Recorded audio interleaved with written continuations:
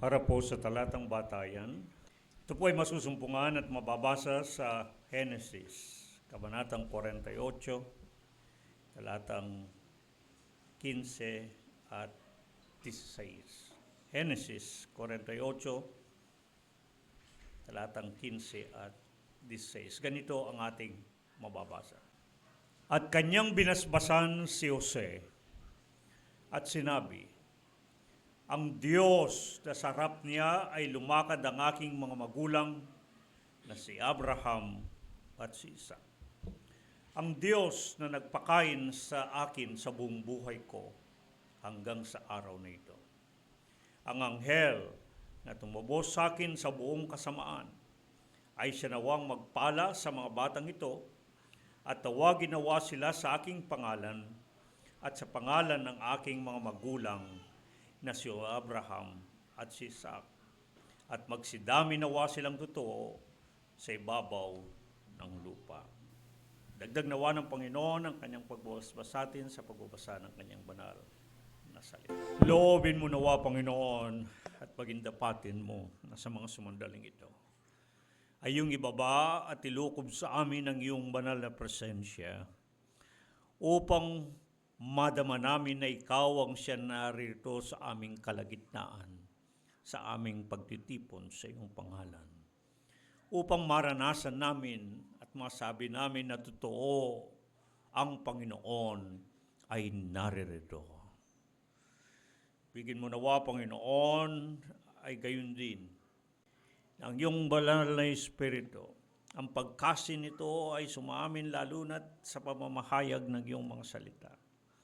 Marinig nawa namin na ikaw ang siyang magsalita sa aming harapan. At loobin mo na ang iyong pahayag ay aming dinggin kung paano ang mga tupay dinirinig ang tinig ng kanilang mga pastor, ng kanilang pastor, at sinusunod ito.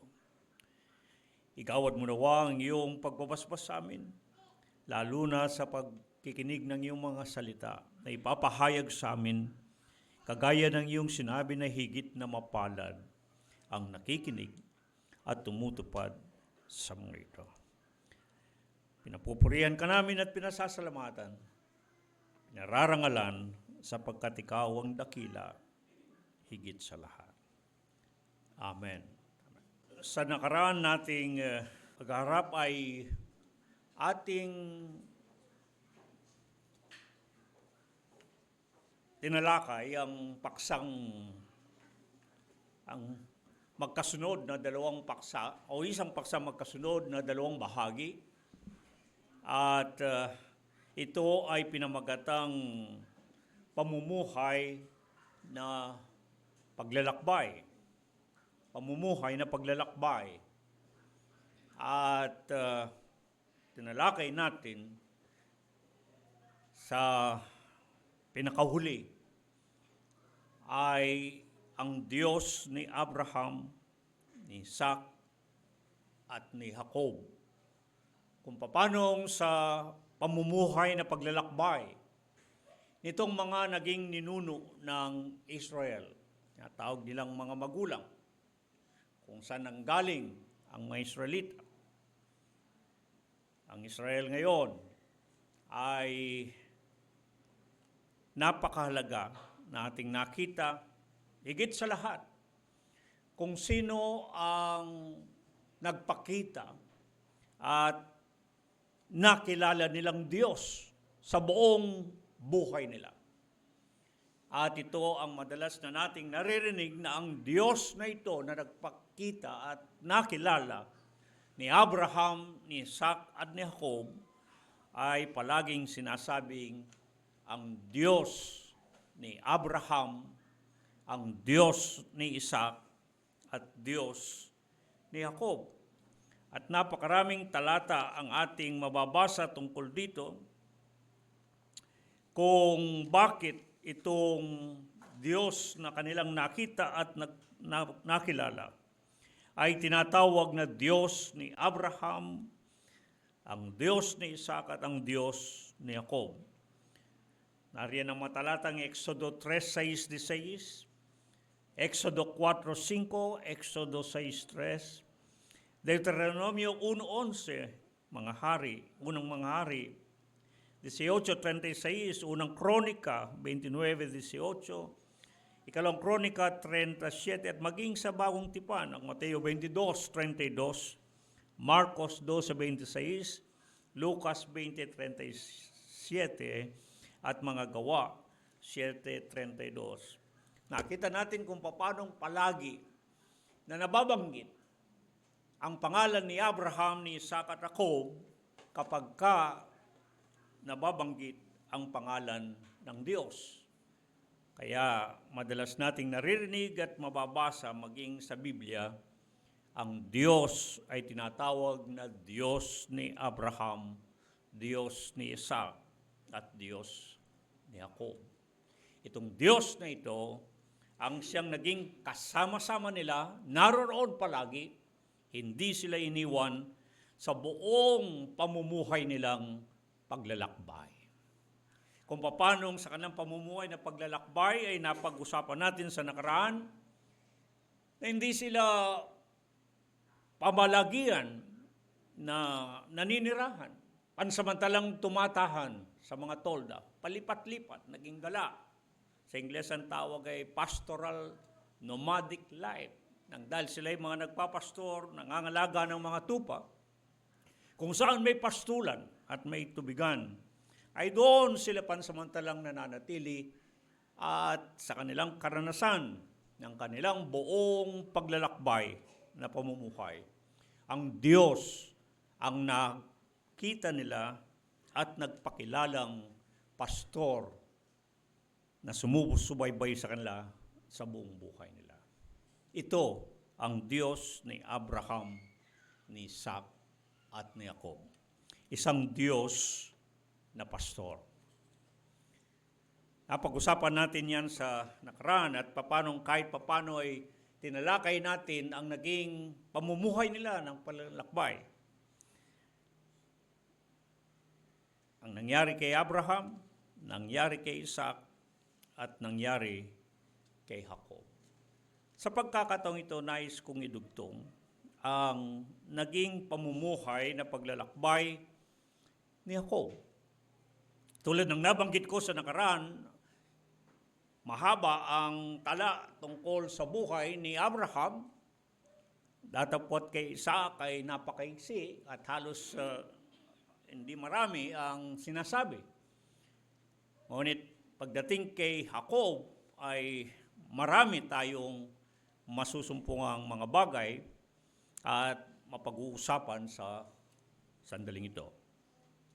Ang pamagat ng ating paksang pag-uusapan sa pagkakataong ito ay patnubay sa pamumuhay, pagpala sa pamilya.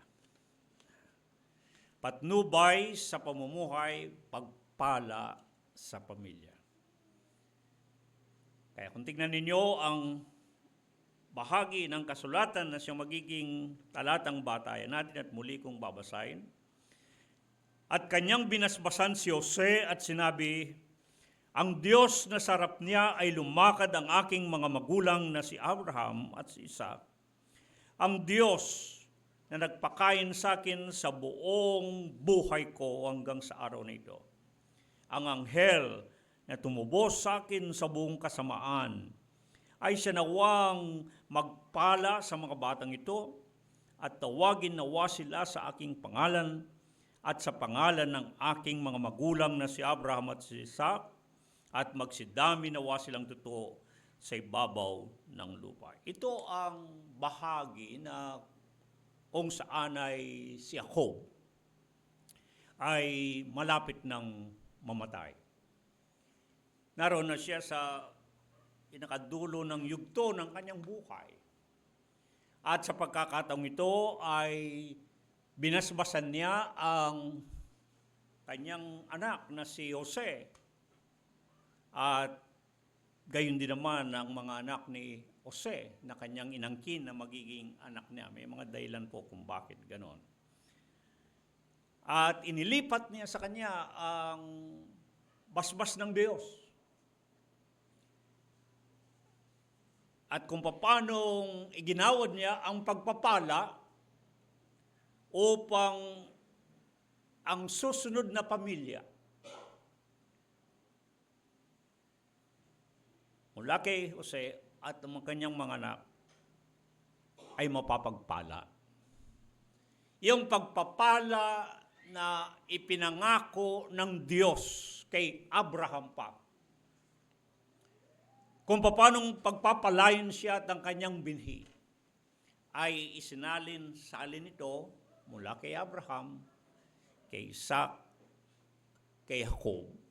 At sa pagkakataon ito, isinalin ni Jacob kay Jose upang mapapala ang kanyang pamilya. Kaya ang pag-uusapan natin ay ang patnubay sa pamumuhay, pagpala sa pamilya.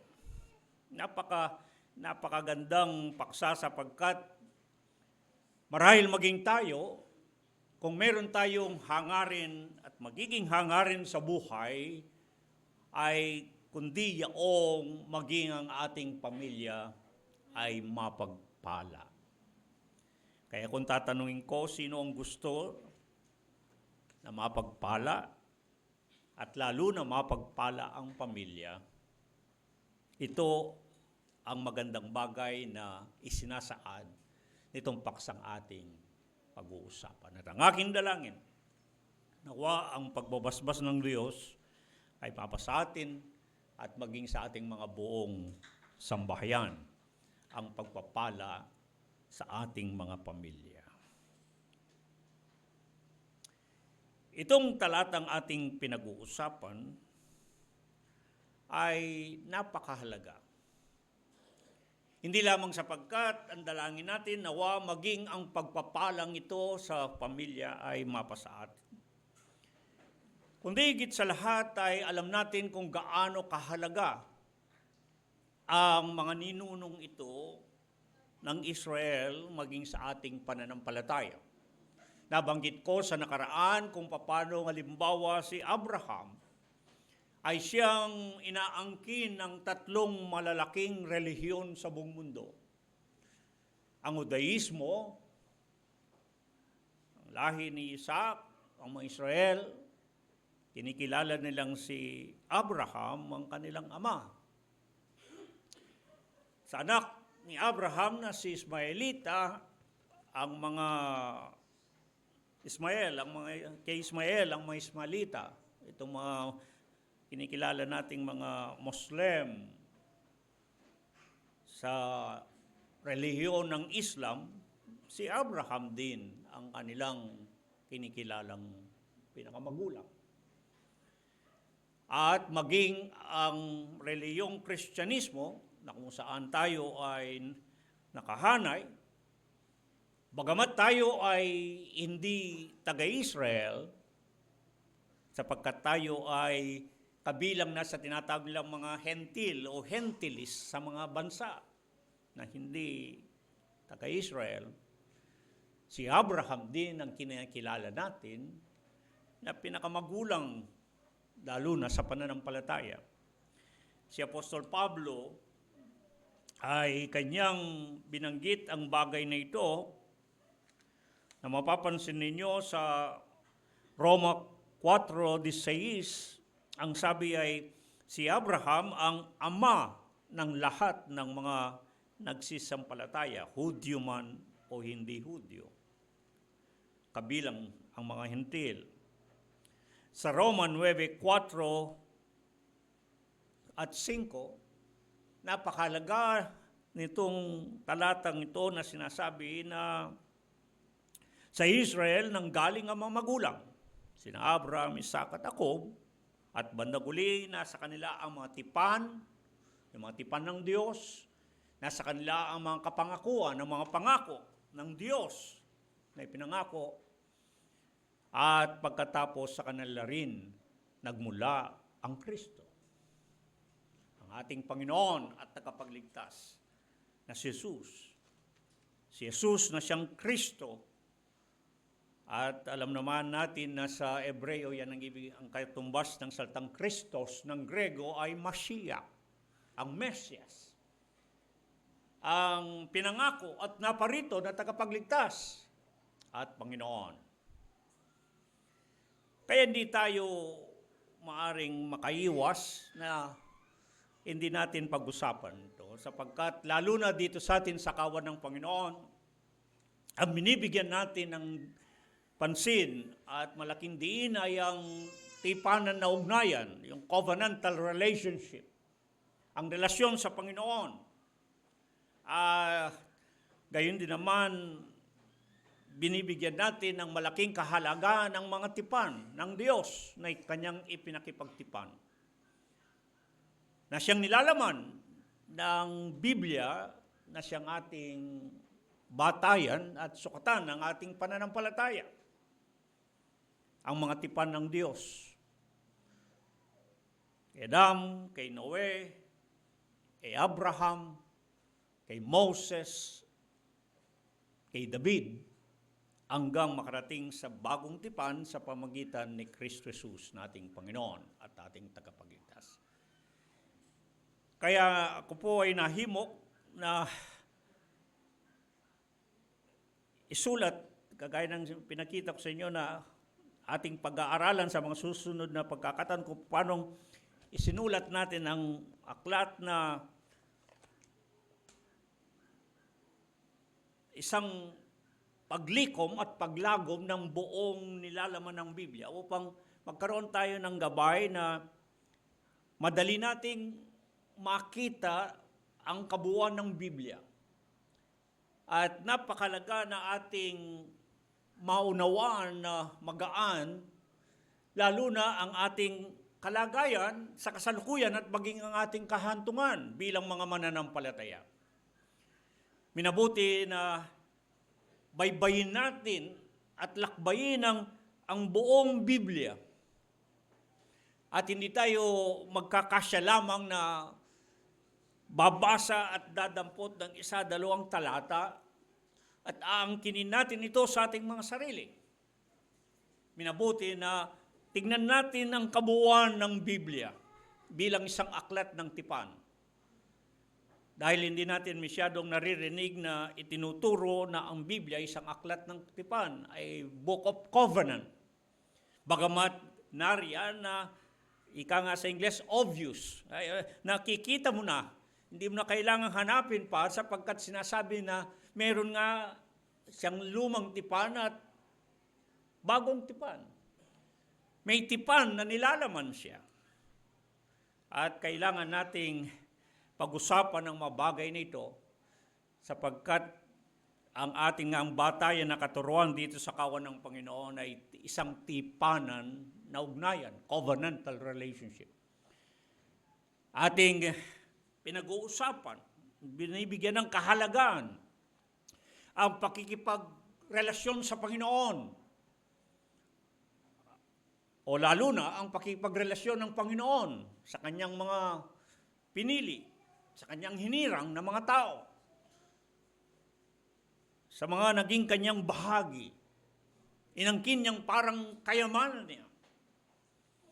At alam natin, kung babasahin natin ang bagong tipan, hindi tayo mag-aalinlangan na tayo kasali doon sa mga ginawang bayang hirang, sunod sa pinili na lahi.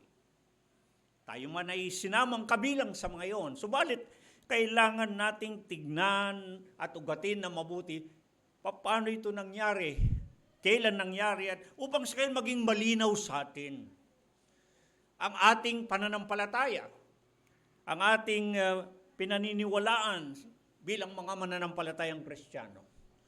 Upang mas magiging matatag tayo, upang mas mapapanghawakan nating mabuti kung ano ang ating pinaniniwalaan o sinasampalatayanan. Kaya't napakabuti sa atin ng Panginoon sapagkat binibigyan tayo ng pagkakataon na sa mga sumusunod na mga pagharap natin, loobin ng Panginoon na mapag-aralan natin ang buong Biblia sa isang mas madalian at mas maiksing pagkakataon. Kaya nga, pinagsisikapan pong kahit pa natapos ko na ang buong lumang tipan at ngayon ay ginagawa ko ang bagong tipan. Upang hindi tayo nangangapa lamang, kundi makita natin ng maliwanag na kung paanong sa unang tipan, o madalas na tawaging lumang tipan o matandang tipan, ay makita natin kung paano isinalaysay ang pakikipagrelasyon ng Panginoon sa mga taong kanyang pinili na bahagi. Ginawa niyang bayang hirang, isang pinili na lahi. At kasama ito sa ating tatalakayin sa ngayon mula kay Abraham, Isaac at kay Jacob. At pagdating natin sa bagong tipan, o kaya ikalawang tipan, ay napakagandang ating makita na isinali ang ibang lahi. At doon tayo nagkaroon ng pagkakataon sa biyaya ng Diyos. Sa inibig na pasya ng Diyos, na maging hindi lamang ang mga Hudyo, nauna lamang ang mga Hudyo, kundi maging yung mga taga-ibang bansa. Hindi mga Hudyo, hindi taga-Israel, ay may sali din sa kanyang mga pinili. Ngangaring ko'y lalong maging maliwanag sa atin ang ating kinatatayuan sa ating pinaninindigang pananampalataya o paniniwala. At napakahalaga, kaya kung maganda talagang mag-umpisa tayo sa simula, at nang pagdating natin sa kasalukuyan, na ating kinalalagyan bilang mananampalataya, ay makita natin yung buong salaysay. Kumbaga sa isang palabas ay yung buong kwento. At nang sa gayon ay ang aking dalangin ay lalo pang maging matatag, malawak ang ating pananampalataya, sapagkat alam natin na ito ay nakatindig sa katotohanan na nilalaman ng kasulatan. Dito sa ating paksang pinag-uusapan ay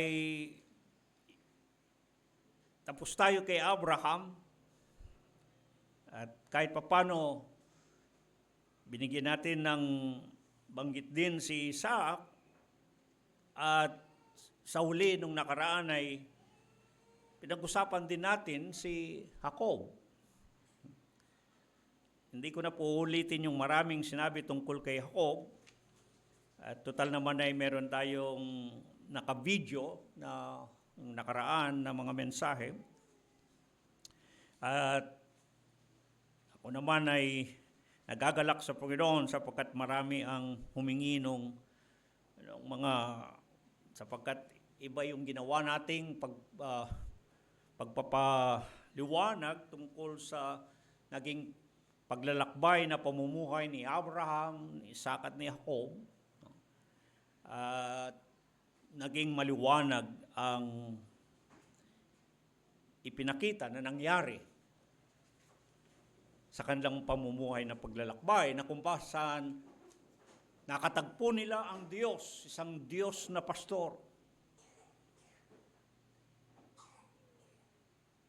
Isang Diyos na nakakakita, the God who sees. At ang isang Diyos na naghahanda, the God who provides. Sa pagkakataong ito, nang si Jacob ay malapit ng mamatay, gaya ng ating nabasa sa talatang batayan, sinalaysay muna niya kay Jose bago inilipat ang pagbabasbas ng mga nangyari sa kanyang buhay. Ng mga nangyari sa kanyang buhay. Pero bago natin pag-usapan ito, punta muna tayo sa simula ng buhay ni Jacob, sapagkat meron akong idaragdag na mga ilang bagay na hindi ko ibinahagi sa nakaraan.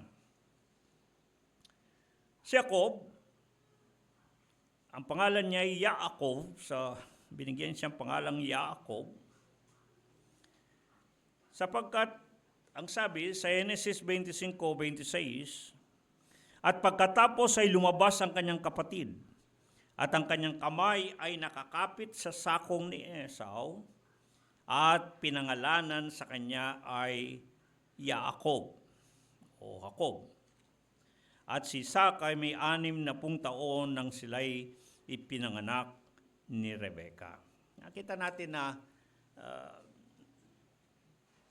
kung ating titignan sa ating mga pangunawa, sa ating sariling pagkakaunawa nitong bagay na ito, maaari natin sabihin na ang buhay ni Jacob, kung tutuusin, ay isang buhay ng punong-puno ng pakikipagbuno. Punong-puno ng pakikipagbuno ang buhay ni Jacob. Sa sinapupunan pa lamang ng kanyang ina, ay nakipagbuno na. Hindi po ba? Nakikipag-unahan, nakikipag-agawan na kung siya'y mauna.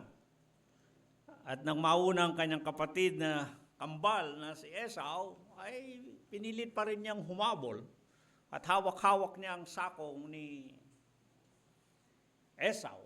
Kaya tinawag siyang Yaakov. Yung may nakahawak sa sakong o may pakikipagpunyagi, may pakikipagbuno, may pakikipag-agawan.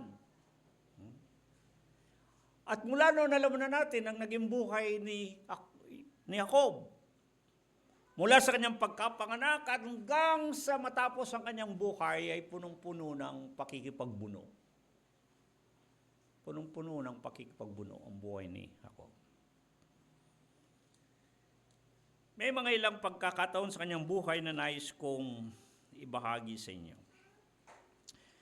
Ang mga ito ay nakatala mula sa kabanatang 25 ng Kapitulo 25 ng Genesis hanggang sa kabanatang 50. Napakahaba nung kinuwang bahagi ng buhay ni Jacob sa aklat ng Genesis.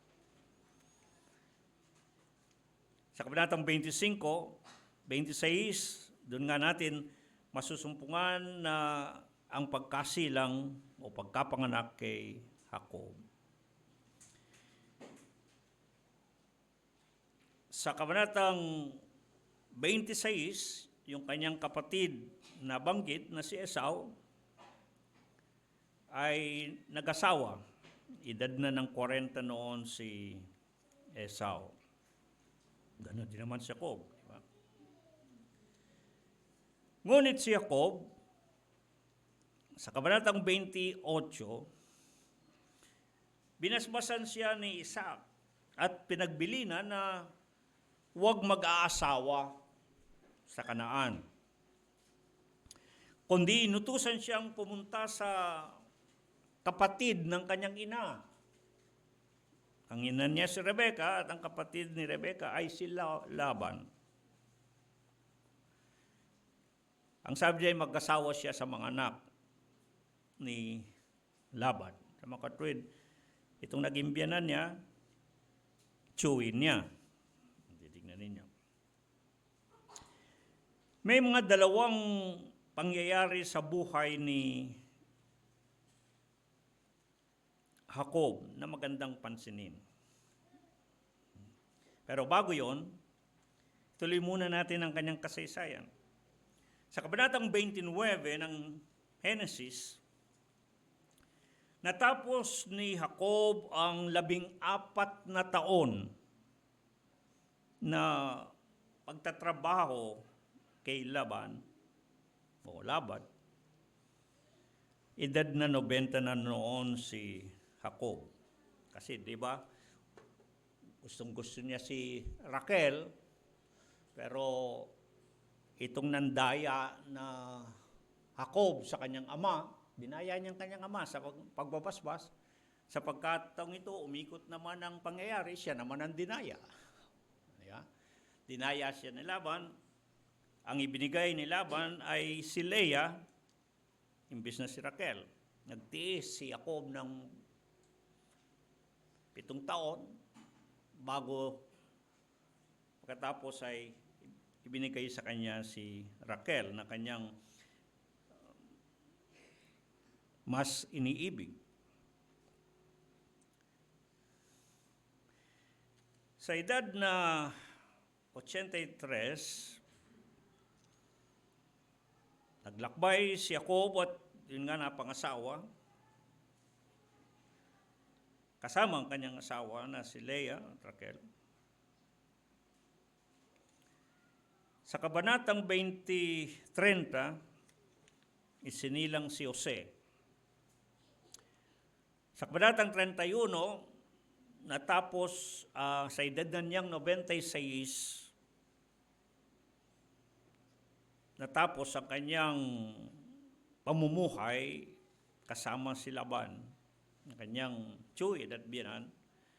At sa 33 ay naglakbay. Sa 34, ang kanyang anak kay Leah ay ginahasa, at ang kanyang anak na si Simeon at Levi, pinatay nila ang lahat ng mga, hindi lang yung gumahasa, kay sa kanilang kapatid na si Dina, anak ni Leah, magkakapatid ito, pinatay nila lahat, yung mga lalaki doon sa Shechem. Sa kabanatang 37, ito na yung istorya na ang anak niyang pinakamamahal na si Jose ay ipinagbili na, ang kinikilalang Jose Bendido. Ito yung mga ilang pang nangyari bago yan. Sa kabanatang 30, kung balikan ninyo, magulo ang pamilya ni Jacob.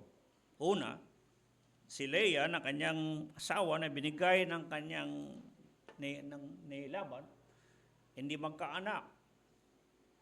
Kaya binigay ni Leah ang kanyang alipin na ang alipin ni Leah, dalawang alipin to. Si Bilha o si Silpa. Tignan ko po kung alin ang binigay. Dahil yung isang alipin naman ay kay Raquel. Ayan. Parehong hindi magkaanak, kaya binigay ang kanilang mga alipin. Bandang uli, nagkagulo. Ayan. Nagkagulo na si Leah at si Raquel, nagkagulo na rin ang kanilang mga alipin. Dahil, bali lumalabas, naging 4 ang asawa ni Jacob.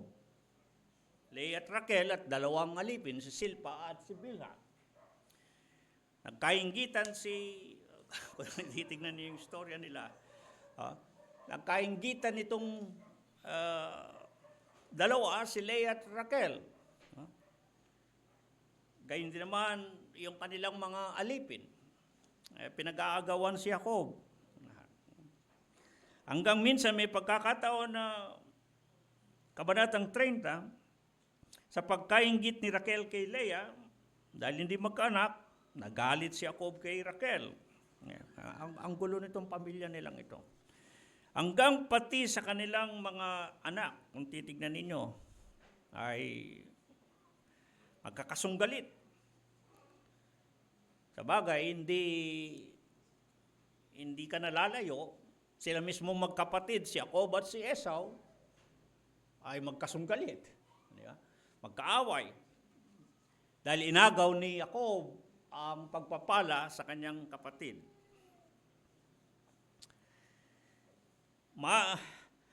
Pagdating ninyo ng kabanatang 35, namatay ng maaga si Raquel sa panganganak. Una mo niyang naipanganak si Jose, pero yung ikalawa ay namatay siya sa hirap ng panganak kay Benjamin, na labis na talagang ikinalungkot ni Jose, ni Jacob. Kaya nga makita nyo, pagdating dito sa Nung malapit na siyang mamatay, pagbabasahin ninyo ang 48 ng Genesis, isa yan sa naaalala pa ni David na kanyang kadalamhatian at kanyang kasawian. Ang pagkamatay ni Raquel. Ang kausap niya kasi nitong bandang huli ay si Jose, ay ina ni Jose. Puno ng kadalamhatian ang buhay ni at pakikipagbuno ang buhay ni Jacob. Nung mapunta sila sa Hebso at sa kabanatang 46, 130 ang edad na noon ni Abraham, at nung mamatay siya, 147. Okay.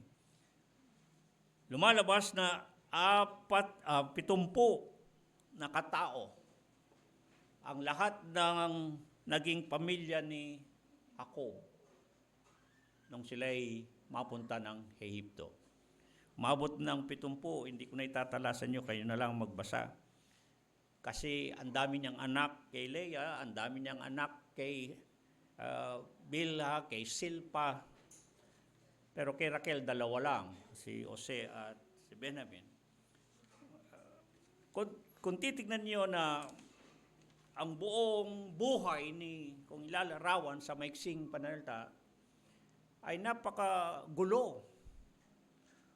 Punong-puno ng pakikipagbuno ang buhay ni Jacob. Subalit,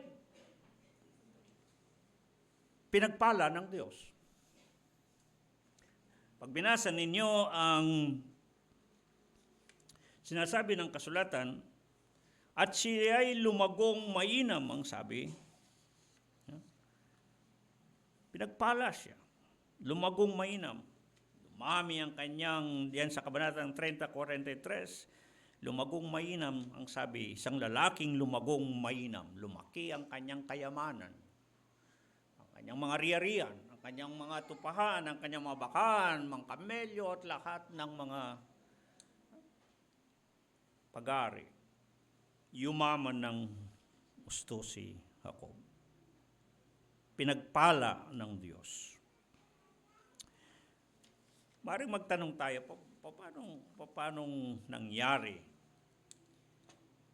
na pinagpala si Jacob? Sa kabila ng kahit paano pahapyaw na tinignan natin na ang buhay niya ay punong-puno ng pakikipagbuno at ang buhay niya ay napakagulo.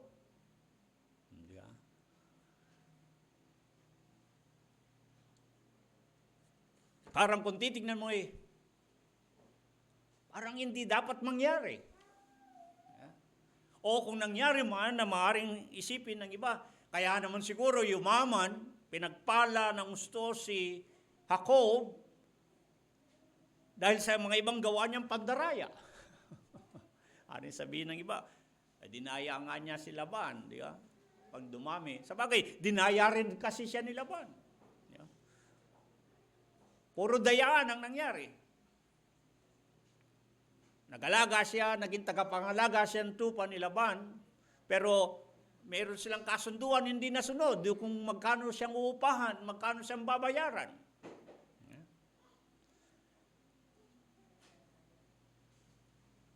Dinaya siya ni Laban. Kumbaga hindi siya binayaran sa kaupa na talagang nararapat sa kanya. Kaya bandang uli, gumanti si Jacob, dinaya niya. Nagkaroon silang kasunduan, yung lahat na may batik ay sa kanya. Kaya gumawa si Jacob ng isang kahoy na nilagyan niya ng pambatik. Kung ano man dagta o tinta yung lagay, pinadaan niya lahat doon ng mga tupa. Yung puting-puti niya sa iyo, pero yung may batik sa akin. Lahat ay pinadaan niya sa isang tungkod na mayroong batik. Nagkabatik lahat, kaya dumami ang kanyang mga tupa.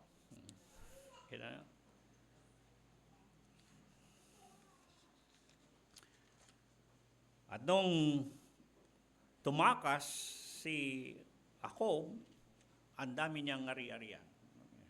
Pala siya ng gusto. Maring sa ating isipan ay sabihin natin, pwede ba yung ganon? Pinayagan ba yun ng Diyos? Pwede ba yun na kahit na ganon ang buhay ni Jacob na punong-puno ng pakipagbuno, ng daya, ng away, ng patayan? Yeah.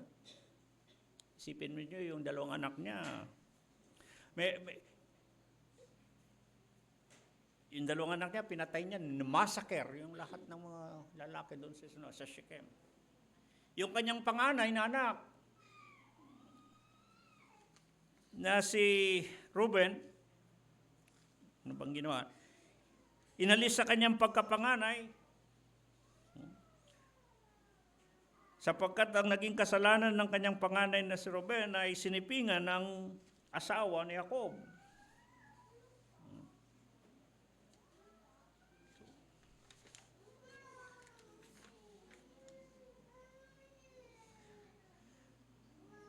Dinaya niya ang kanyang ama, kinaaway niya ang kanyang kapatid, tumakas siya. Si Jacob, hanggang hindi na niya nakita ang kanyang ina na buhay, napilitan siyang nabuhay sa kanyang tiyuhin, na naging biyanan niyang si Laban, na dinaya siya.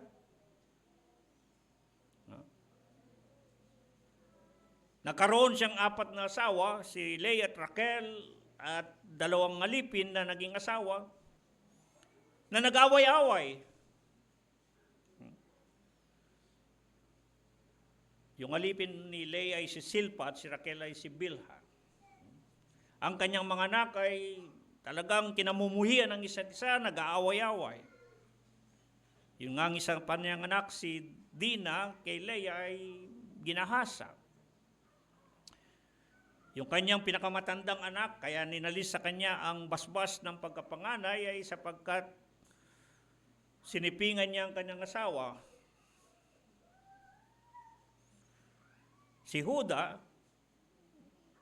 ang sabi, nakisama sa isang prostitute. May sinasabing nakisiping siya sa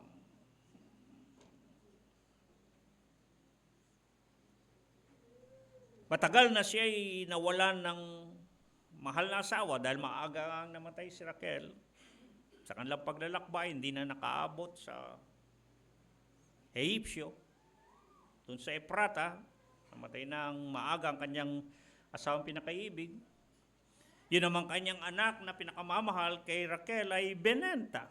Kaya napakabang panahon na nawalan siya ng talagang asawa at nawalan siya ng talagang kanyang anak. Kinamatay ng kanyang asawa nga ang pagkapanganak sa pangalawang anak na si Benjamin. At maraming panganib at mga puwersa ng sirkumstansya ang pinagdaanan ni Jacob sa kanyang pamumuhay.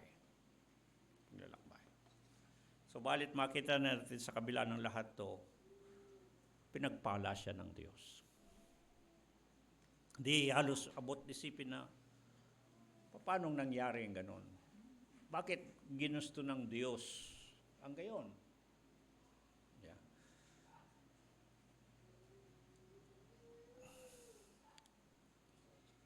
Bakit magagawa ng Diyos ang ganon?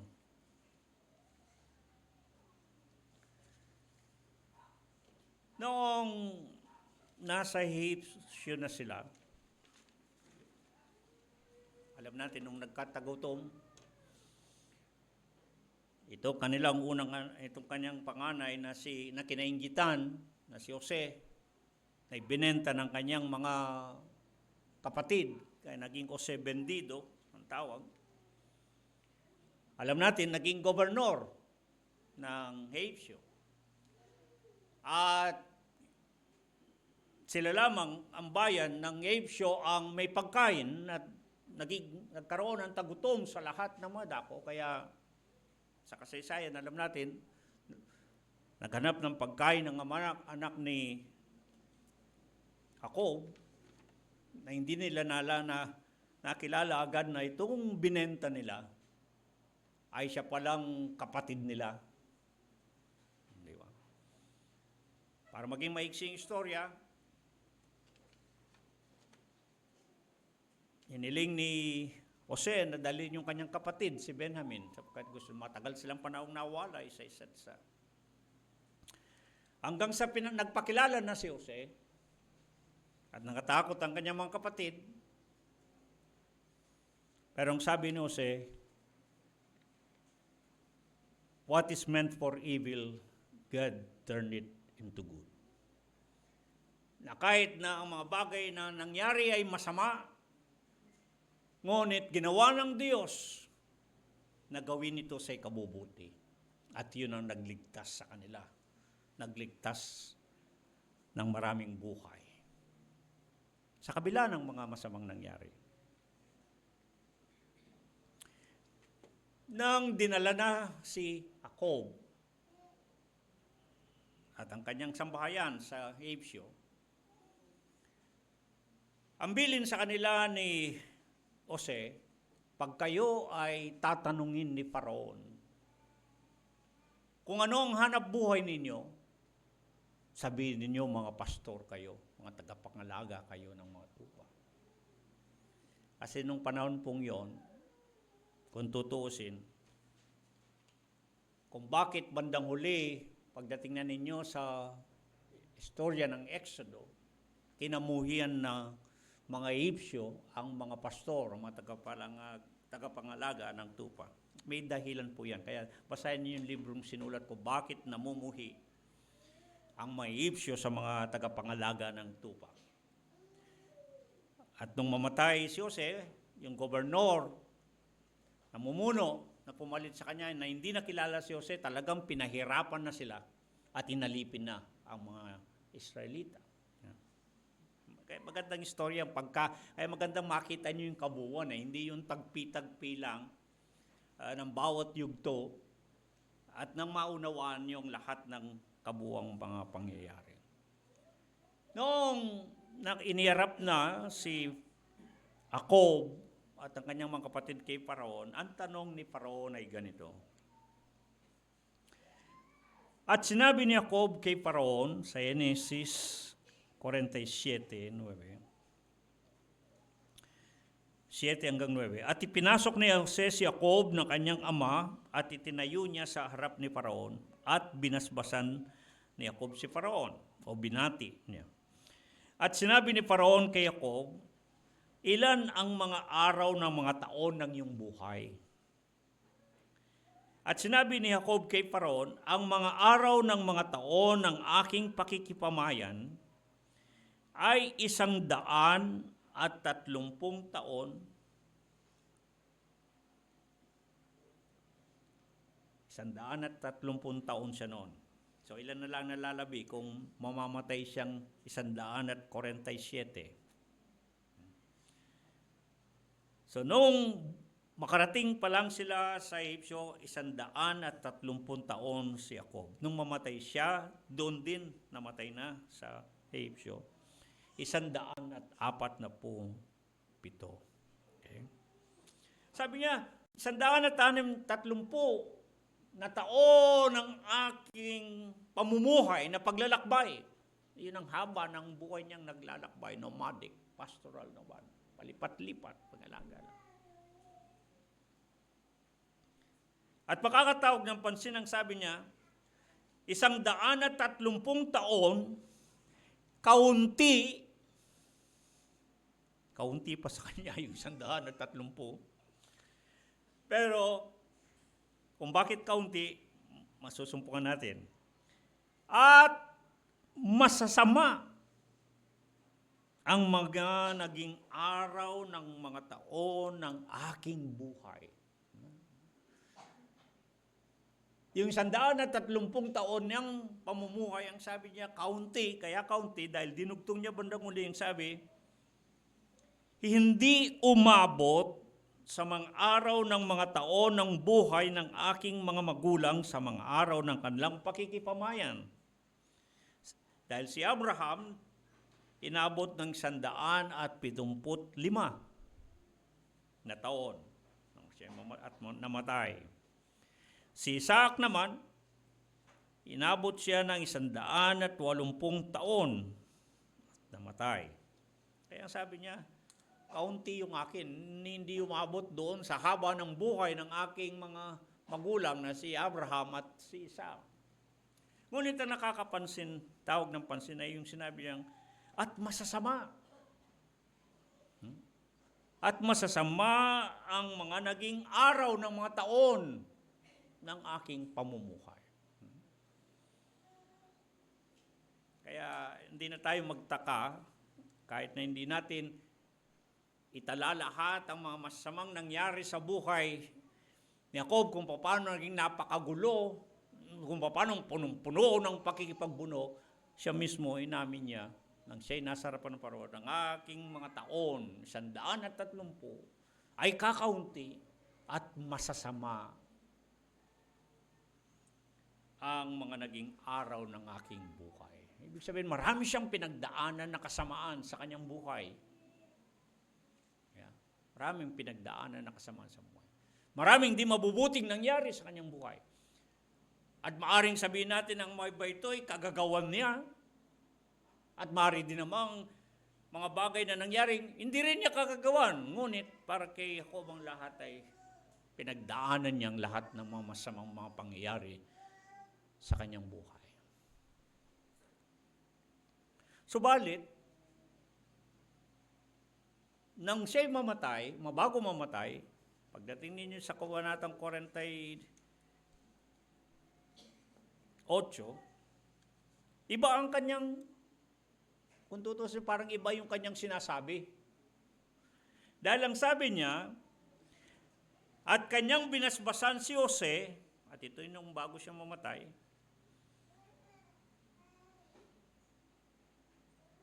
ang Diyos na sarap niya ay lumakad ang aking mga magulang na si Abraham at si Isaac, ang Diyos na nagpakain sa akin sa buong buhay ko hanggang sa araw na ito, ang anghel na tumubos sa akin sa buong kasamaan, ay siya nawang magpala sa mga batang ito, tawagin nawa sila sa aking pangalan at sa pangalan ng aking mga magulang na si Abraham at si Isaac, at magsidami nawa silang totoo sa ibabaw ng lupa. Di ba? Parang nung unang humarap siya kay Paraon, pagbaba nila ng Egyptium, sabi niya, 130 ang aking naging taon ng aking pamumuhay, ng aking paglalakbay,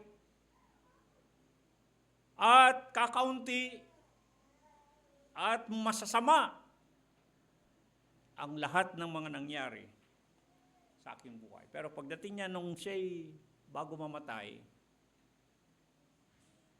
at nung bago mamatay, 147 na ang kanyang gulang, sabi niya, ang Diyos na nagpakain sa buong buhay ko.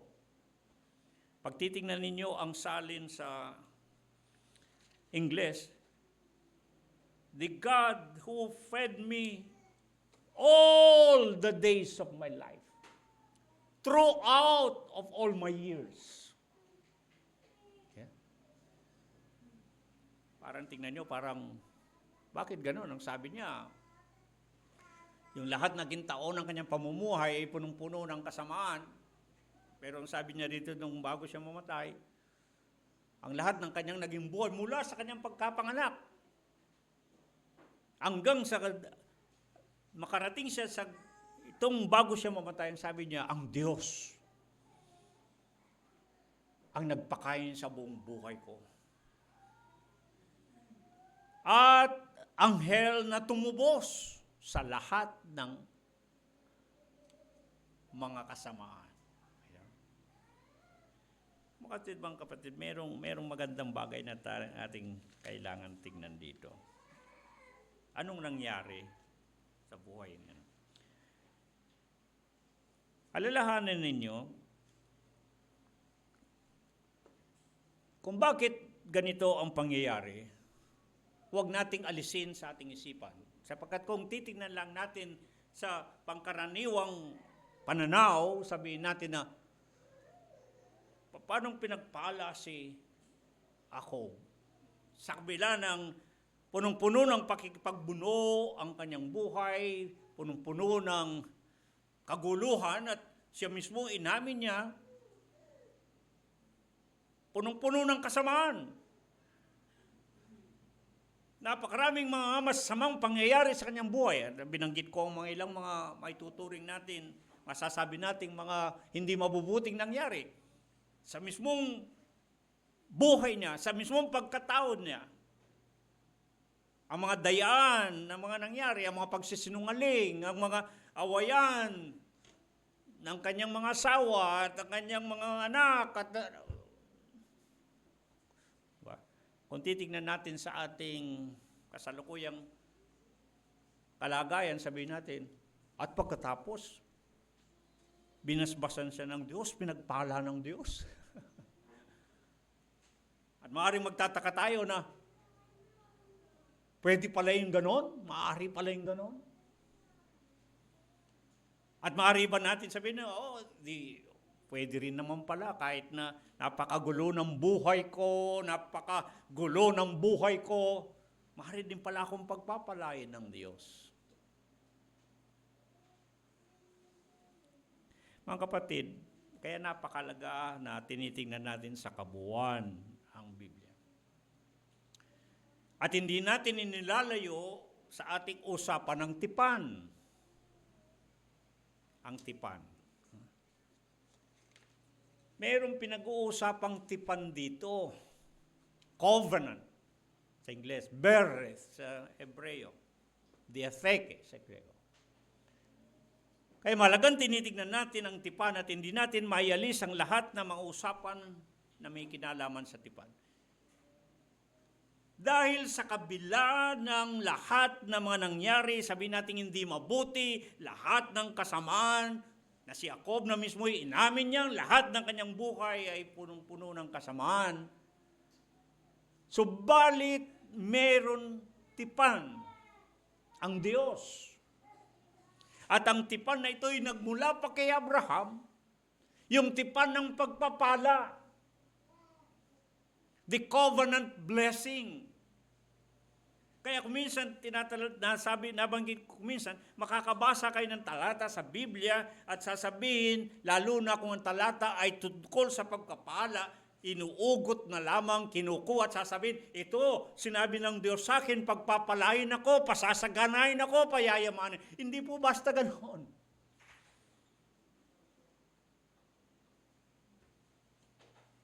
Kundi may tipan na dapat pag-usapan. May tipan ng Diyos kay Abraham na pagpapalain siya, pasasaganain siya, palalakihin siya, pararamihin siya. Yun ang tipan ng Diyos kay Abraham. Sa mga nakaraan nating mga pag-uusap, pinaliwanag ko yung tipan na yon. Yung seremonya na ginagawa nila na dapat sana'y maghahati sila ng hayop. At dadaan yung nagtitipanan. Magsusumpaan sila. Kaya ang salitang ginagamit sa paggawa ng tipan ay karat beret. Hindi siya ginagawa kundi hinihiwa. Kasi may hihiwaing hayop. Isasakripisyo yung hayop na yun. Magpakaroon ng pagpapadugo. At susumpa yung magtitipanan. At ang sumpang bibitawan nila habang naglalakad doon sa hiniwang hayop, sasabihin ng nagkikipagtipan, huwag nawang mangyari sa akin na mamatay na kagaya nitong hayop na ito na hiniwa kung hindi ko matutupad ang aking sinumpaan. Sa makatuwid para siyang sumpaan ng kamatayan. Pag hindi ko nagawa, mabuti pa sa akin ay mamatay. Kagaya na pag hindi ko natupad ang aking pangako, ang aking sinabi. Yun ang tipanan na mababasa niyo sa Biblia. At kung babalik natin na pag-usapan ng makipagtipan ng Diyos kay Abraham, nang siya'y kinatagpo, nagpalatag ang Diyos ng mga hayop. Hiniwa. Ngunit anong nangyari? Nakatulog si Abraham dahil sa kahintay niya mula umaga hanggang dapit hapon, nahiwa ng hayop. Kinukuha na nga ng mga ibong mandadagit yung mga hiniwang hayop, yung mga laman. Sinasaway lang ni Abraham. Para sinasabi lang, huwag niyong kunin niya, huwag niyong agawin ang pangako ng Diyos sa akin. Baka hindi mangyari ang sinabi ng Diyos sa akin. Pero nakatulog si Abraham. At ang dumaan lamang doon sa hiniwang mga laman ng mga hayop ay ang Diyos. Sinagisag ng apoy at ng usok. Yung katipanan ng Diyos na si Abraham nakatulog, hindi siya dumaan. Ibig sabihin, mga kapatid, ipinababatid, ang Diyos lang ang sumumpa, ang Diyos lang ang nangako. At kapag hindi makatupad ang nangako, dapat mamatay siya. Ang sinasabi ng Biblia, ang Diyos na walang hanggan, ang Diyos na hindi mamamatay, isipin ninyo yun.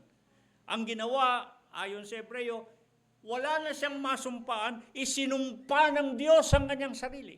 Parang sa payak na pangusap, itinaya ng Diyos ang kanyang pagka-Diyos. Pangangatawanan ng Diyos ang kanyang sinabi. Kung anong pinangako niya kay Abraham, anuman ang mangyayari, masama man ang mga mangyayari, masama man ang mga mangyayari sa kanilang buhay, magkagulo-gulo na. Nakita natin sa nakaraan, napakagulo ng buhay ni Abraham, nakagulo na yung buhay ni Isaac, at ngayon si Jacob ay punong-puno ng kaguluhan, ng kasamaan at lahat ng pagkukuno. Ngunit dahil ang Diyos ay may binitawang sumpa, may pangako, may tipan, tutuparin ng Diyos. Ang tingnan na, kaya napakalagang tingnan natin yung talagang kabuuan ng nangyari. Sapagkat kung titignan natin, itutuon natin ang pansin natin kay Jacob, sasabihin natin, pinagpala siya ng Diyos. Sabihin niya, napakamandaraya niya, napakasinungaling niya, dinaya niya yung kanyang ama, dinaya niya yung kanyang kapatid, dinaya niya ang kanyang biyanan, ang kanyang tiyuhin. Nagsinungaling siya, tinatuan niya ang kanyang asawa, hindi niya, inaway niya ang kanyang asawa. Ang daming bulong nangyari. Tapos sasabihin, pinagpala siya ng Diyos, lumakgo siya ng mainam. Paano nangyari yun? Kung sa ating isipan ngayon, at sasabihin natin, ganun bang Diyos? So, maaari din pala na pagpapalain ako ng Diyos kasi si Jacob nga pinagpala niya. Yeah.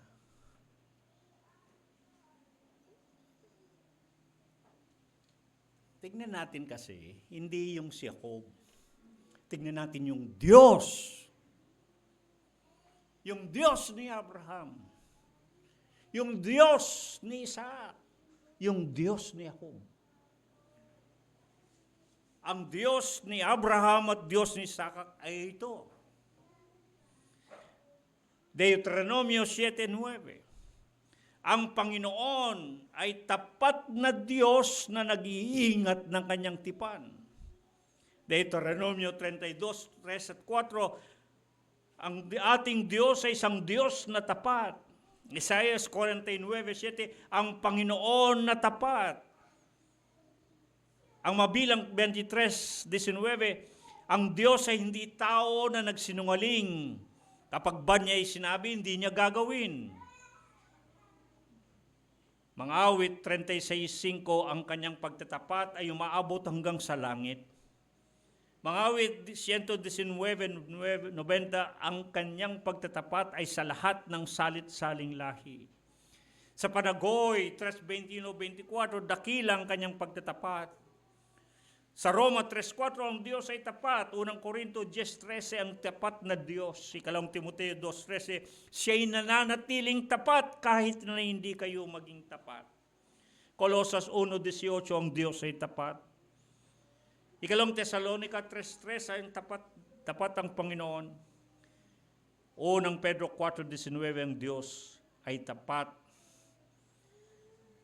Mga Awit 89:32-36, ang kagandang loob ng Diyos ay lubos. Hindi niya alisin o titiisin ang pagtatapat niya ay magkukulang. Ang tipan ay hindi niya sisirain, ni babaguhin ang lumabas sa kanyang labi. Sapagkat, ikalawang Korinto 1:20, ang mga pangako ng Diyos sa kanya ay oo. Kawalan. Hebreo 6:17-18, walang pagbabago ng mga pangako ng Diyos na kanyang ipinasya, sapagkat ang Diyos na nangako ay tapat. Pero pag hindi natin pag-uusapan ng tipan at titignan lamang natin ang kaguluhan, kasamaan ng lahat ng nangyari sa buhay ni Jacob, sasabihin natin bakit paano ginawa ng Diyos na pinagpala pa rin siya sa kabila ng maraming mga di mabuting ginawa ni Jacob at mga maraming kasamaan nangyari sa kanyang buhay. Mga kapatid, may tipan na pinag-uusapan kasi. Nangako ang Diyos na pagpapalain si Abraham. Sinumpaan ng Diyos na pararamihin si Abraham, palalakihin siya, pagpapalain siya. At ang pagpapalang yun ay inilipat kay Isaac at inilipat din naman kay Jacob. Anong ibig sabihin? Anong gustong pakita po rito? Kaya napakalaga sa atin na pinag-uusapan natin ang mga tipan. Dahil sa sinumpaan na kapangakuan ng Diyos. Dahil ang Diyos ay tapat sa kanyang pangako. Kung anong sinabi ng Diyos, ay gagawin niya. Kahit na ano ang mga mangyayari, uuwi sa ginusto ng Diyos at ipinangako ng Diyos. Kaya nga mga kapatid, itong napagandang tignan natin.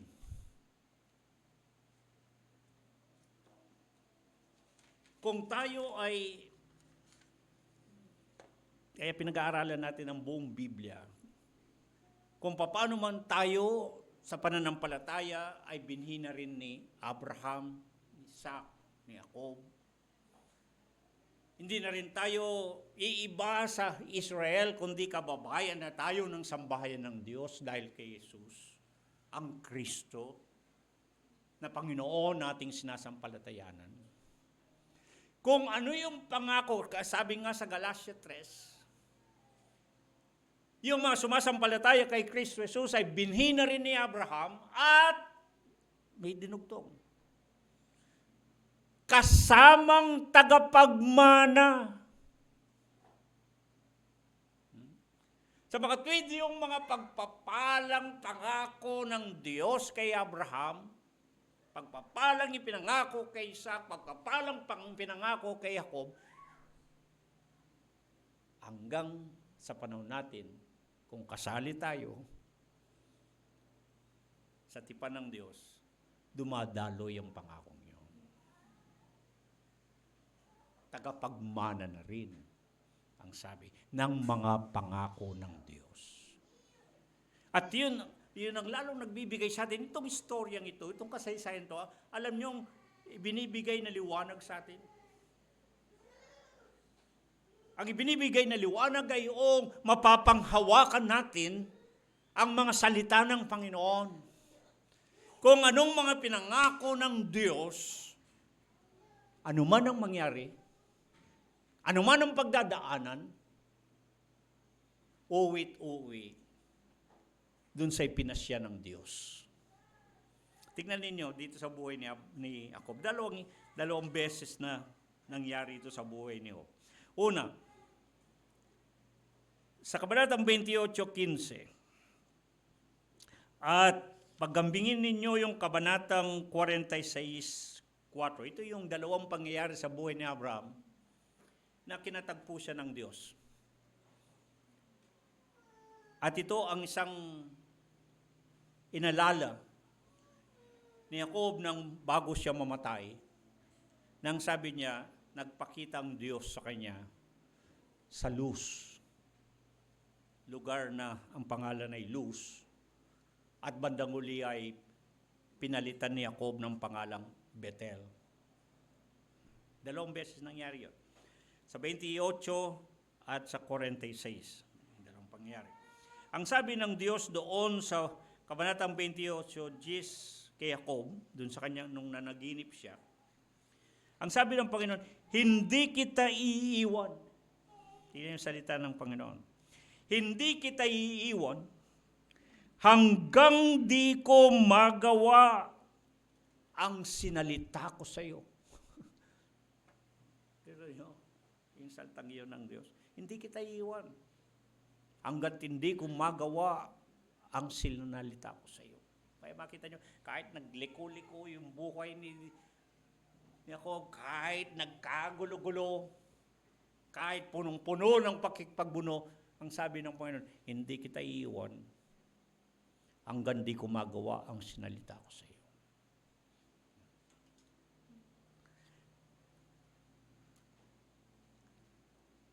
Kinatagpo siya ng Diyos doon sa lugar na Luz, ang pangalan. Ang ibig sabihin ng pangalang Luz ay hiwalay o pagkakawalay. Yung mismong lugar na kinatagpo siya ng Diyos ay lugar na nangangahulugang pagkakawalay o pagkakaiwalay. Kung titignan niyo yung buong buhay ni Jacob, punong-puno ng pagkakawalay, punong-puno ng paghihiwalay. Yeah. Gagaya, may mga binanggit ko nangyari sa inyo. Pero nung nakatagpo niya ang Diyos, pinalitan ng pangalan yung Bethel. Ibig sabihin, bahay ng Diyos o kaya naroroon ang Diyos. Ibig sabihin, doon sa pangyayaring pagtatagpong yon, sa buhay na paglalakbay ni Jacob, punong-puno ng pagkakawalay o ng paghihiwalay. Pero nung kinatagpo siya ng Diyos, tinahanan, sinamahan siya ng Diyos, hindi na siya, ang Diyos ay hiwalay sa kanya. Mula noon, sinamahan siya ng Diyos. Kaya nung pababayin siya sa Egyptio, nung sabi ng Diyos, huwag kang matakot na bumaba, doon sa 46, huwag kang matakot na bumaba sa Ehipto. Sapagkat, ang sabi niya, ako'y magiging kasama mo. Magiging kasama. Ang pinaka mahalagang bagay na pansin natin dito, mga kapatid, na mga pinakaibig. Kung pinagpala, alam niyo kung bakit siya pinagpala talaga si Jacob? Bakit siya maging mainam? Si Jacob mismo ang nagsalita. Nung sila'y hihiwalay na kay Laban, ang sabi niya kay Laban ay ganito, kung sa 31:42, ang sabi niya, kung di sumaakin ang Diyos, kung hindi sumakin ang Diyos, kung hindi sumaakin, sabi ni Abraham, ang Diyos ni Abraham at ang Diyos ni Isaac, palalayasin mo kung walang dalang anuman. Yeah. Ano yung pag-amin ni Jacob doon? Inamin ni Jacob na dahil lang sinamaan siya ng Diyos, nang dahil kasama-sama niya yung Diyos sa kanyang buhay niya. Hindi dahil siya pinagpala, dahil dun sa daya, hindi siya pinagpala, dahil sa kanyang, ang totoo, ang sabi niya, kung hindi ako sinamahan ng Diyos, nang dahil sa aking kadalamhatian at sa aking kapaguran. Totoo, makita niyo yung buhay ni Jacob, kung paano niyang dumami yung mga bakahan, tupahan, at lahat ng kayamanan ni Laban. Dahil may hinusay ang ginawa ni Jacob ng pangangalaga. Ang sabi niya, nang dahil sa aking kapaguran, Talagang nagsikap siya, nagtrabaho naman talagang siya. Pero ang sabi niya, kung hindi sumaakin ang Diyos. Kaya nung una ayaw siyang paalisin ni Laban eh. Kasi nakita rin ni Laban ang sabi niya, kaya ako pinagpala dahil nasa sayo ang Diyos.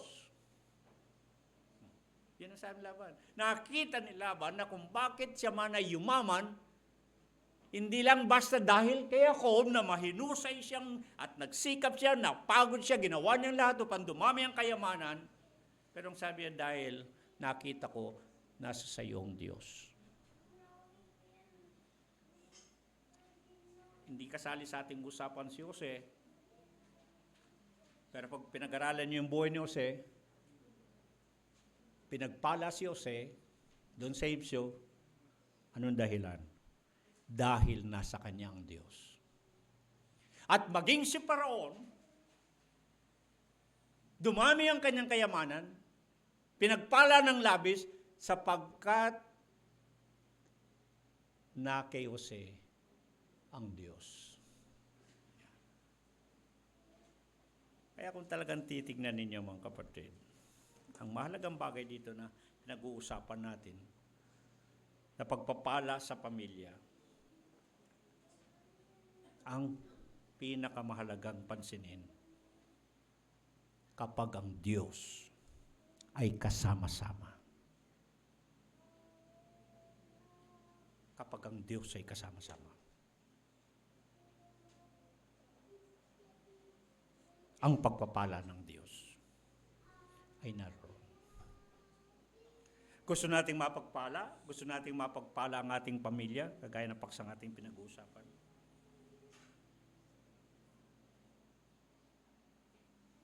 Kailangan manahin natin ang pananampalataya ni Abraham, pananampalataya ni Isaac, pananampalataya ni Jacob. Ang pananampalatayang ang Diyos ay sumasa atin, kasama-sama natin.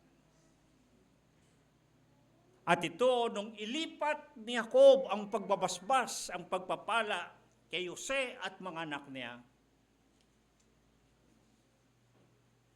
inilipat ni Jacob ang pagpapala, ang pagbabasbas. At ang sabi niya sa kanila, siya nawa ang Diyos na nagpakain sa akin sa buong buhay ko hanggang araw na ito, ang anghel na tumubos sa akin sa buong kasama ko, ay siya nawang magpala sa mga batang ito. At pagdating dun sa katapusan, Genesis 48, 21-24, sabi niya, at sinabi ni Israel kay Jose, o si Jacob kay Jose, narito ako'y mamamatay, ngunit ang Diyos ay isa sa inyo. Ang Diyos ay isa sa inyo. Nandun ang pagpapala. Dun sa pagsama ng Diyos. At inilipat sa pamilya ni Jose ang pagpapala. At ang sabi niya, ang Diyos ay isa sa inyo. Aking dalangin na ating makita kung ibig natin ang mapagpala at maging ang ating mga pamilya mapagpala, mailipat natin sa kanilang pananampalataya. Kung paano sinalin ni Jacob kay Jose, kanyang ama anak ni Jose, ang pagpapala. Ang pagpapala ay naroon sa kung ang Diyos ay sumasa inyo, sumasa atin.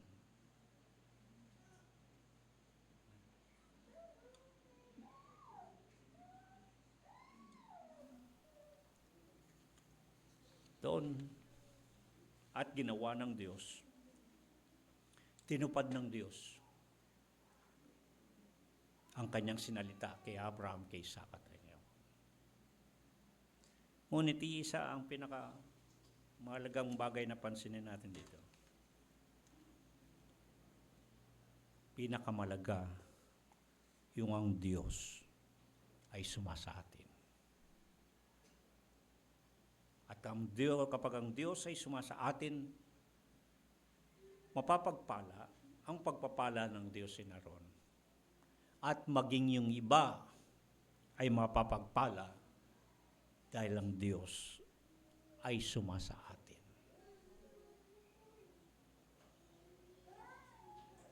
Ang Diyos na ito, ni Abraham, ni Jacob at ni Jose, bandang huli anong sabi?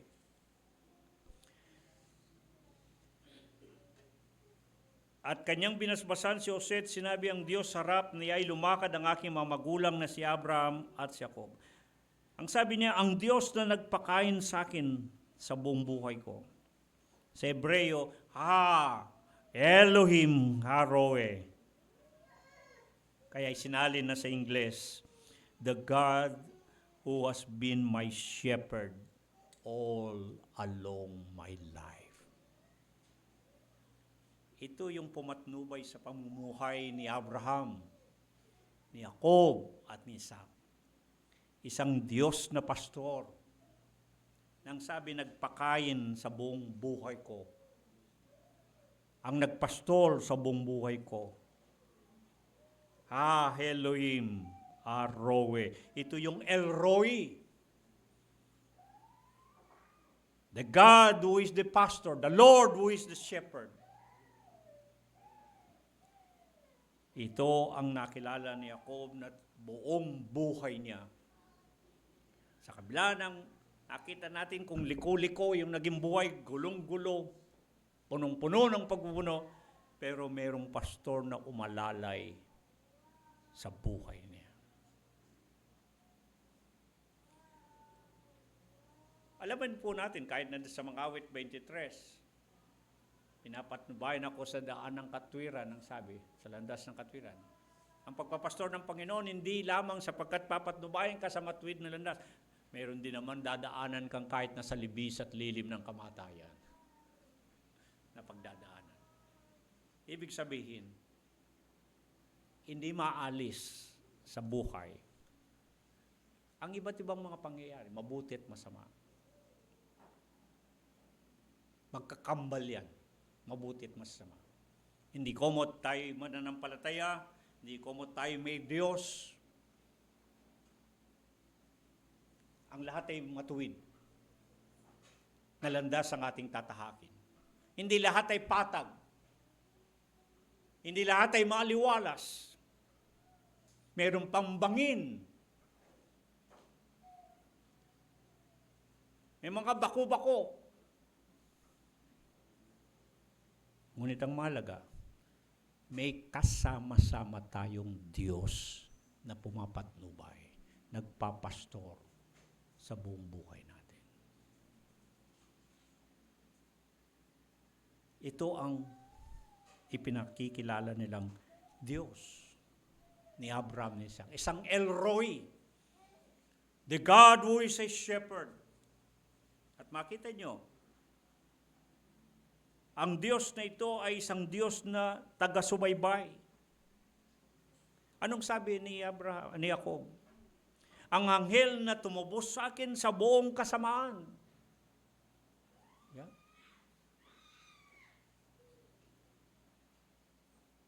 Namin yung maraming kasamang nangyari sa buhay niya. Ngunit yung pagsusubaybay ng Panginoon ay naroon. Kaya mga kapatid, napakaganda at kaya tayo dito sa kawan ng Panginoon, hindi tayo pumihiwalay sa larawan ng pastor at ng tupa. Sapagkat kung merong iginuhit na napakayaman at napakagaang larawan ng pag-ibig at pagmamalasakit ng Diyos, ay walang iba kundi ang larawan ng pagiging pastor ng Panginoon. At ito mismo, ang Diyos na napakita at nakilala ni Abraham, ni Isaac at ni Jacob. Kaya, bakit tayo lalayo dito sa ganitong pananampalataya ng Diyos sa isang pastor, isang patnubay sa pamumuhay natin? At kung tayo patnunubayan ng Panginoon sa ating pamumuhay, at kung kasama-sama natin ang Diyos, ang pagpapala ay matatamasa.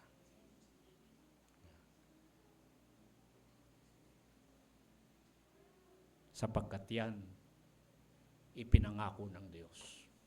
Sinumpaan ng Diyos. Salitang binitawan ng Diyos. At hindi niya babawiin kung di kanyang gagawin. Hindi niya sisirain ang kanyang salita sapagkat hindi siya Diyos na tao na nagsisinungaling. Ang sabi ng mga talatang pinag-usapan. At ang aking dalangin, manatili nawa tayo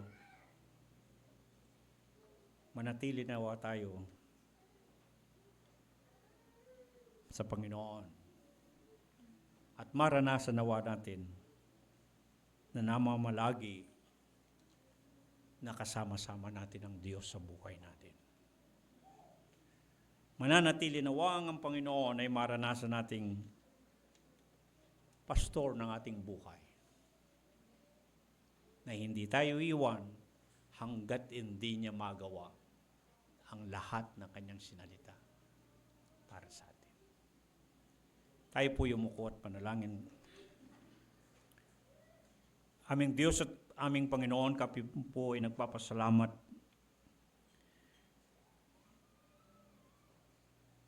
sa mga sandali na ibinabatid mo sa amin ang napakagandang larawan ng mayroong pakikipagrelasyon sa iyo. Ang buhay na kasama-sama ka. Kagaya ng buhay ni Jacob at kahit na ito'y punong-puno ng pakikipagbuno, kahit na ito'y punong-puno ng gulo, at kahit na maraming mga kasamaan na mga nangyari at pinagdaanan sa buhay, ngunit merong Diyos na kasama-sama na hindi iniiwan ang mga kanya. Panginoon, nakikita po namin sa kasaysayang ito ang buhay namin. Marami ding hindi lahat ay mabubuti ang nangyayari sa aming mga buhay. Meron ding mga kasamaan. Marami ring mga kaguluhan. Marami ring mga danasin-tiisin. Maraming pakikipagbuno sa bawat araw. Ngunit salamat po sapagkat sa lahat ng aming mga napapagdaanan, kami po ay nakakalampas, nakakaraos sapagkat hindi dahil sa aming sariling kakayahan, kundi meron kaming kasama-sama sa buhay namin na pumapatnubay. At ikaw, ang aming Diyos, ang aming Panginoon. Salamat po sapagkat pinakikita mo sa amin na kahit na ano ang mga nangyayari sa mga buhay namin, naririyan ka. Kagaya ng pangakong hindi mo kami iwan, di pababayaan man. Kaya't anuman ang aming pagdaanan sa buhay, anuman ang aming mga maranasan sa buhay na ito, pinakamahalagay kasama-sama ka namin. Salamat po sapagkat isa kang Diyos na pastor, na kung paano ang pastor ay hindi niya iniwan, tinatakasan ng kanyang mga tupa, ay gayon ka naman na patuloy na nagiging taga-subaybay sa amin. Minamasdan, tinitingnan mo ang aming mga kalagayan, at higit sa lahat, sinasamahan at pinapatnubayan mo kami sa aming pamumuhay. Salamat po, Panginoon, sa iyong pagsama sa amin sa buhay. Dinadalangin namin pati ang aming mga bawat pamilya. Naway mapapagpala din kapag kasama-sama ka namin sa buhay.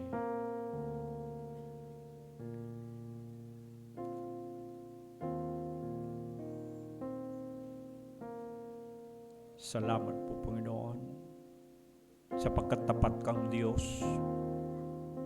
Kung anong ipinangako mo sa aming ikabubuti, kung ano mga pangako mo sa iyong tipan na mga pagpapala, Ama, ito ay meron kaming pag-asa. Makakaasa kami na matatamasa namin. Sapagkat ikaw ang nangako. Tulungan mo lamang kami na sa aming pamumuhay, huwag kaming makalimot na kung sakaling kami ay sumasagana, baka isipin namin ay sapagkat sa sarili naming mga kakayahan, ng aming mga kalakasan, ng aming mga katalinuhan. Kundi alalahanin namin nang dahil sa kami ay sinamahan mo sa buhay, kaya kami ay pinagpapala. Kaya kami nakakaraos, kaya kami ay nakakalampas sa maraming mga bagay na pinagdadaanan sa buhay nito sapagkat sinasamahan mo kami.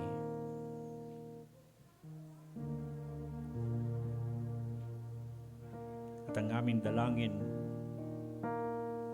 patuloy mo nawa kaming samahan, Panginoon. Upang sa gayon kagaya ni Jacob ay makapagsasabi sa dulo ng aming mga hangganan, sa yugto ng mga panahon na kami ay lilisan sa mundong ito, sa pamumuhay na paglalakbay sa libutan ito ay masasabi namin, ang Diyos sa buong buhay namin ang nagpastol, ang pumatnubay sa amin sa buhay na ito.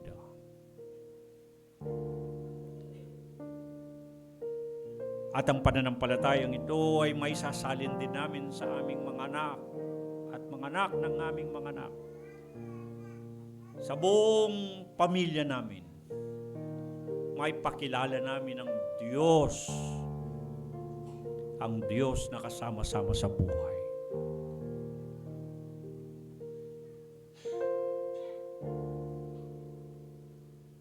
Salamat po, Panginoon, sa iyong mga salita na ipinahayag sa amin sa umagang ito. Amen.